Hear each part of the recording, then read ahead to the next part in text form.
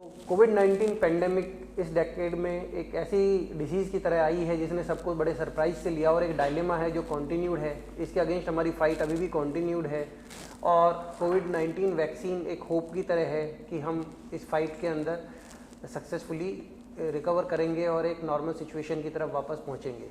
अक्सर पेशेंट्स जो हैं जो कैंसर से सफ़र हैं उनको एक मेजरली अफेक्टेड होते हैं इससे कोविड-19 से and they are at a high risk for getting the disease and its complication. तो आज हम लोग इकट्ठे हुए हैं ऑन्कोलॉजी स्पेशलिस्ट इस बारे में डिस्कस करने के लिए जो कोविड-19 वैक्सीन से रिलेटेड क्वेश्चंस पेशेंट्स अक्सर हमसे पूछते हैं। मैं doctor Kaushal Yadav surgical oncologist हूँ। हमारे साथ डॉक्टर इंदु बंसल हैं जो डायरेक्टर हैं रेडिएशन ऑन्कोलॉजिस्ट और डॉक्टर रणदीप सिंह जो डायरेक्टर हैं मेडिकल ऑन्कोलॉजी से। तो तीनों डिसिप्लिन ऑन्कोलॉजी के आज जो वैक्सीन और कैंसर से रिलेटेड प्रॉब्लम्स हैं उनको डिस्कशन करने के लिए इकट्ठे हुए हैं। दो वैक्सीन जो इंडिया में रिकमेंड हुई हैं कोवैक्सीन और दी कोविशील्ड हैं, इन्हीं से रिलेटेड और जो कैंसर से अफेक्टेड पेशेंट्स हैं उनके क्वेश्चंस हम जिस तरह से पेशेंट्स हमसे पूछते हैं और एक जनरल इन्फॉर्मेशन हम प्रोवाइड करना चाहते हैं वो हम डिस्कशन करेंगे। डॉक्टर रणदीप, आपसे पूछना चाहेंगे कि हाई रिस्क ग्रुप जो हैं जो कैंसर से रिलेटेड हैं वो क्या इंक्लूड होते हैं उसमें? डॉक्टर कौशल, एज सच जो रिस्क डिफाइंड हैं जैसे कि एल्डरली हैं, क्योंकि हमारे पेशेंट्स कैंसर के मेजरली एल्डरली होते हैं। तो जो रूटीन रिस्क ग्रुप हैं जो कि नॉन कैंसर रिलेटेड रिस्क हैं वो काफ़ी लोगों को पता होगा, बट मैं एक बार उनको बताना चाहूँगा कि अस्थमेटिक, डायबिटिक, एल्डरली ये तो एक रिस्क आता ही आता है। इन्हीं रिस्क में इवन गवर्नमेंट ऑफ इंडिया ने भी क्लासीफाई किया है कि अगर किसी को कैंसर है तो वो एक हाई रिस्क ग्रुप आता है। Among the cancer patients who are suffering from cancer, इन सब में से जिन पेशेंट्स को लिम्फोमा है, ल्यूकीमिया है, जो कि पोस्ट बोन मैरो ट्रांसप्लांट हैं या फिर उनका recent with in 6 months bone marrow transplant हुआ है, इनकी इम्यूनिटी जो है ज़्यादा कॉम्प्रोमाइज़ होती है और इनमें रिस्क एसोसिएटेड अगर उनको कोविड होता है तो कोविड की कॉम्प्लिकेशन होने के चांसेस ज़्यादा हैं। डॉक्टर इंदु, आप बताएंगे कि क्या कैंसर पेशेंट्स को कोविड-19 वैक्सीन लेनी चाहिए? वेरी गुड डॉक्टर कौशल, ये बिल्कुल बहुत अच्छा सवाल है और सारे मरीज़ हमसे कैंसर की यही पूछते हैं कि क्या हमें वैक्सीन लेनी चाहिए। तो आज मैं सबको यही बताना चाहूँगी कि सारे पेशेंट्स को कोविड वैक्सीन लेना ज़रूरी है, चाहे उनका ट्रीटमेंट, जो पेशेंट्स अभी सिर्फ डायग्नोज हुए हैं और उनको अपना ट्रीटमेंट शुरू करना है उनको भी, जो पेशेंट्स एक्टिव ट्रीटमेंट में हैं मतलब जिनका ट्रीटमेंट चल रहा है कैंसर के लिए, उनको भी वैक्सीनेशन लेनी चाहिए। और जिन लोगों को क्या ट्रीटमेंट हो चुका है मतलब वो सर्वेलेंस पे हैं या फॉलोअप पे हैं, उन पेशेंट्स को भी कोविड वैक्सीनेशन लेनी चाहिए, क्योंकि कैंसर के पेशेंट्स को कोविड से खतरा ज़्यादा होता है। तो अगर उनको कोविड इन्फेक्शन होता है उसमें उनको साइड इफ़ेक्ट्स होने का खतरा ज़्यादा है, इसलिए उससे बचने के लिए उनको सभी को वैक्सीनेशन के लिए ज़रूर जाना चाहिए।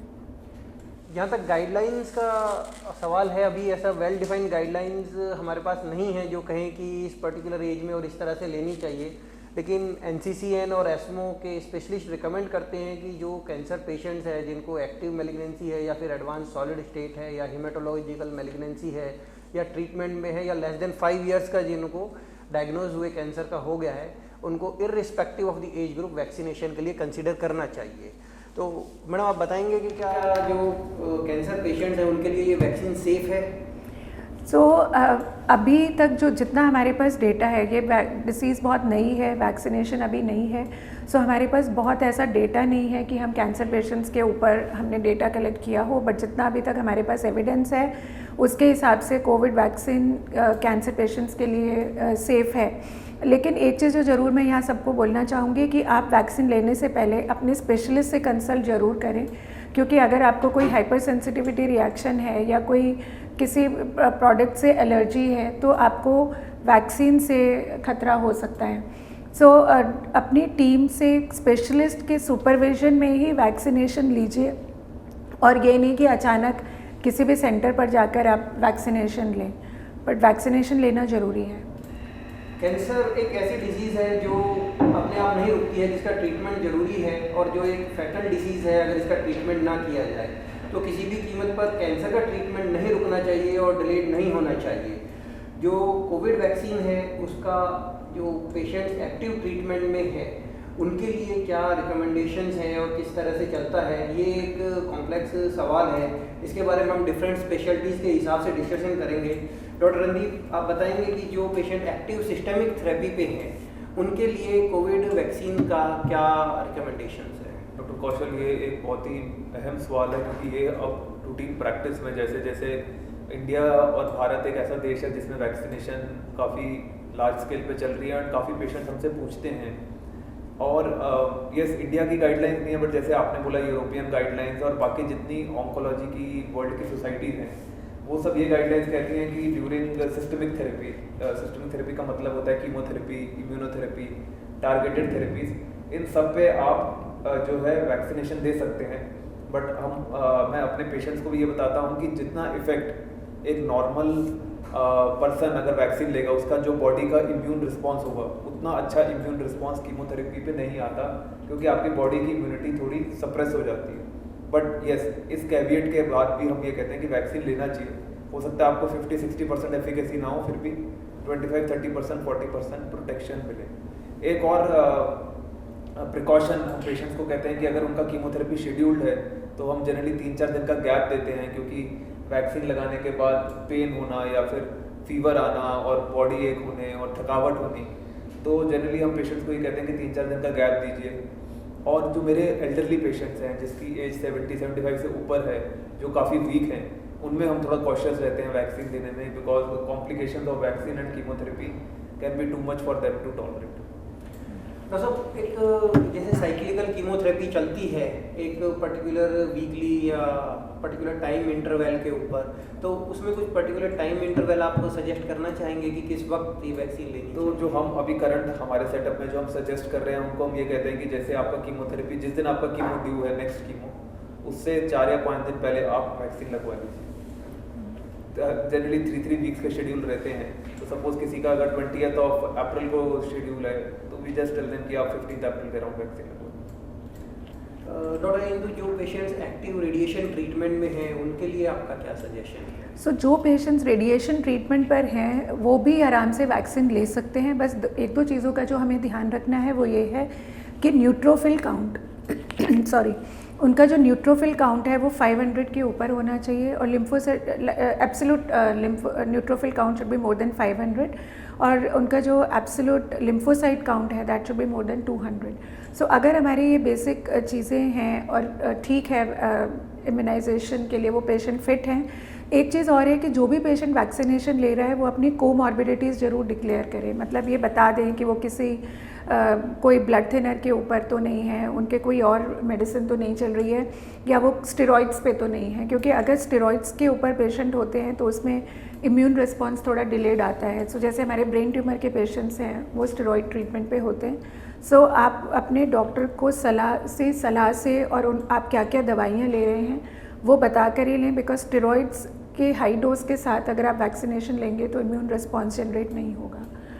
सो इसी तरह जो पेशेंट्स न्यूली डायग्नोज्ड हुए हैं और उनका रेडिएशन शुरू होना है तो वो ट्रीटमेंट शुरू करने से पहले 1 वीक पहले भी वैक्सीनेशन ले सकते हैं, और ट्रीटमेंट के दौरान भी अगर उनके काउंट्स ठीक हैं तो वैक्सीनेशन पे जा सकते हैं।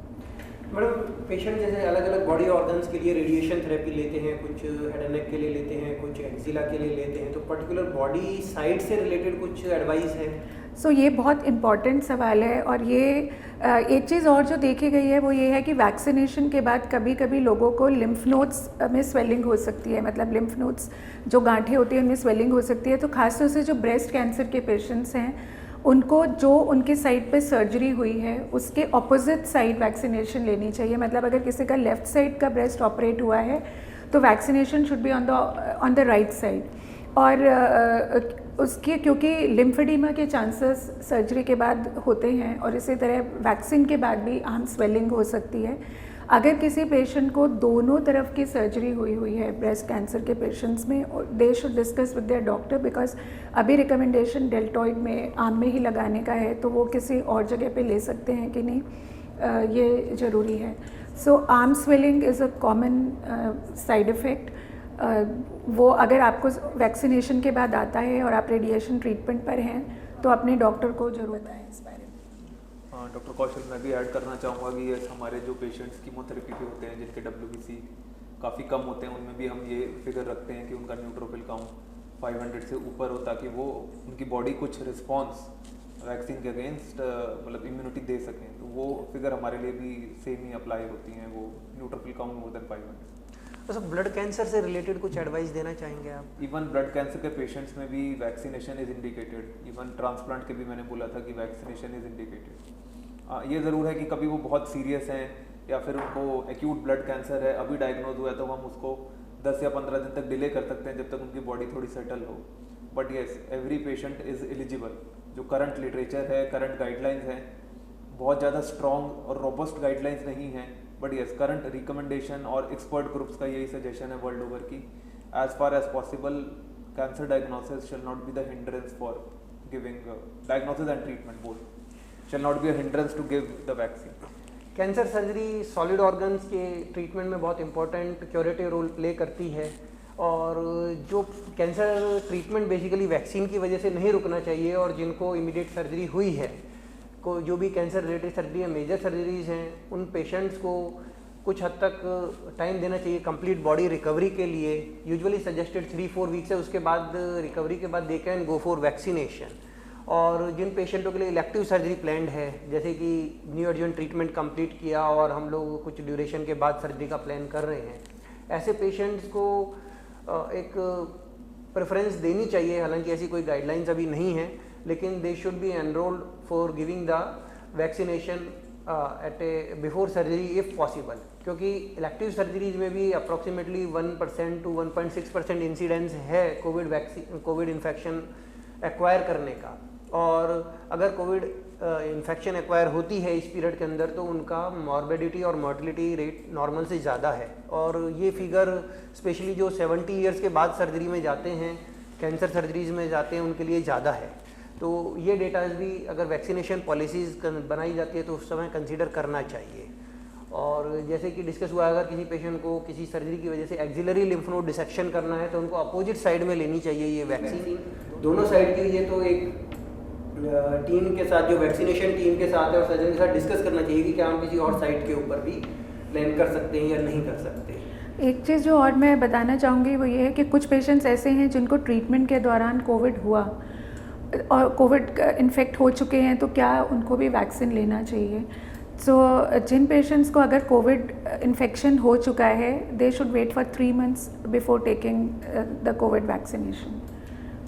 तो एक सवाल आप फॉलो द प्रिकॉशंस, जो कि हमें पता है कि रीइंफेक्शंस एंड आई थिंक डॉक्टर कौशल पूछना चाहता हूँ यहाँ पे, क्या वैक्सीनेशन के बाद भी यूजुअल जैसे मास्क और सोशल डिस्टेंसिंग ये प्रैक्टिस फॉलो करनी चाहिए? वी हैव टू एक्सेप्ट कि this is a normal behaviour and accepted behaviour कि मास्क और sanitisation it will continue at least this year definitely.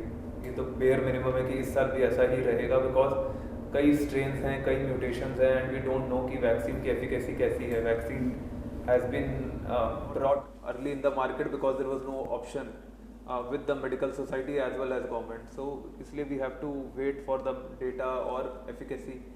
जब तक सारी strains की नहीं आती तब तक yes we have to follow all the precautions for this year। एक लास्ट क्वेश्चन डॉक्टर इंदु आपसे पूछना चाहूँगा कि क्या पेशेंट चूज कर सकते हैं कि उन्हें कौन से टाइप की वैक्सीन लगे? अभी ऐसा कोई रिकमेंडेशन है नहीं। तो जो भी मुझे लगता है कि ये चूज़ करने के बजाय कि कौन सी वैक्सीनेशन लगे, उससे ज़्यादा ज़रूरी है कि वैक्सीनेशन लगे। और दूसरी चीज़ जो इम्पॉर्टेंट है वो ये है कि जो आप वैक्सीन लें, सेकंड डोज भी उसी की ही लें। मतलब अगर आपको पहले कोविशील्ड लगी है तो सेकंड डोज भी कोविशील्ड की ही लें। ये नहीं होना चाहिए कि आपने पहले कोवैक्सीन लिया और सेकंड टाइम आपको कोविशील्ड लिया। हाँ, लेकिन एक चीज़ ज़रूर है कि अगर किसी को पहले वैक्सीनेशन से एलर्जिक रिएक्शन हुआ है तो सेकेंड डोज लगवाने से पहले कंसल्ट ज़रूर करें। और अगर ऐसे सिचुएशन में शायद सेकेंड टाइप की वैक्सीन लग सकती है, बट अगर आपको कोई इन्फेक्शन नहीं हुआ है then you should go for the original first vaccine only. और उसके बाद जैसे डॉक्टर रणदीप ने बोला कि सोशल डिस्टेंसिंग, हैंड हाइजीन और 6 मीटर डिस्टेंस, वो सब तो वैक्सीनेशन लगवा के आप लैक्स नहीं हो सकते हो, उसका तो फिर भी ध्यान रखना ज़रूरी है। तो हम सभी oncology specialist Narayana oncology department से सभी कैंसर पेशेंट्स को यही एडवाइस देते हैं कि उन्हें वैक्सीन लगवानी चाहिए जब भी फिजिबल है और जिस तरह से उनकी भी एनरोलमेंट हो। और उनको सोशल डिस्टेंसिंग भी फॉलो करनी चाहिए। और एक और इम्पॉर्टेंट मैसेज कि अगर किसी को कैंसर है तो वो कोविड की वजह से उसके ट्रीटमेंट को ना रोके। हम लोगों को अक्सर ये अब ज़्यादा फील होने लगा है कि पहले पेशेंट जो अर्ली स्टेज में आते थे, now they are presenting in more advance stages. So cancer treatment should continue and fight with the COVID vaccine and the social distancing and all the precautions should continue. Okay, I will say कि the best message can be कि for the cancer patients can be that don't stop your treatment because of COVID and get yourself vaccinated and don't stop hand hygiene and masking. Indu, आप world health day के regarding कुछ information? World health day के बारे में मैं सिर्फ ये बोलना चाहूँगी कि हमारी हेल्थ जो है वो हमारी अपनी रिस्पॉन्सिबिलिटी है। आप ये अपने परिवार के ऊपर या किसी और के ऊपर नहीं छोड़ सकते हो। So everyone has to take care of their health, go for cancer screening checkups and other health checkups as per your age. जो आपके एज के रिकमेंडेशंस हैं, अपने सिम्टम्स को इग्नोर मत करिए, सेल्फ मेडिकेट मत करिए, ट्रीटमेंट्स ज़रूर करिए, ट्रीटमेंट पूरा करिए। If you are on any alternative medicines वो प्लीज़ अपने डॉक्टर को ज़रूर बताइए।